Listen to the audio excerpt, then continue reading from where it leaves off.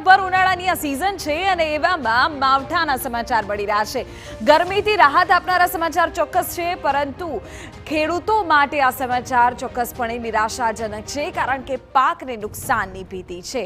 ઉલ્લેખનીય છે કે રાજ્યના વિવિધ વિસ્તારો માટે વરસાદની આગાહી કરાઈ છે। ગાજવીજ સાથે સૌરાષ્ટ્ર, ઉત્તર મધ્ય ગુજરાતમાં પડી શકે છે વરસાદ। આવતીકાલે નવસારી, સુરત અને ભરૂચમાં વરસાદની શક્યતા વ્યક્ત થઈ રહી છે। ગીર સોમનાથમાં પણ વાદળછાયા વાતાવરણ વચ્ચે સામાન્ય વરસાદની સંભાવના છે। 14 અને 15મી એપ્રિલે મધ્ય અને ઉત્તર ગુજરાતમાં માવઠાની આગાહી કરવામાં આવી છે।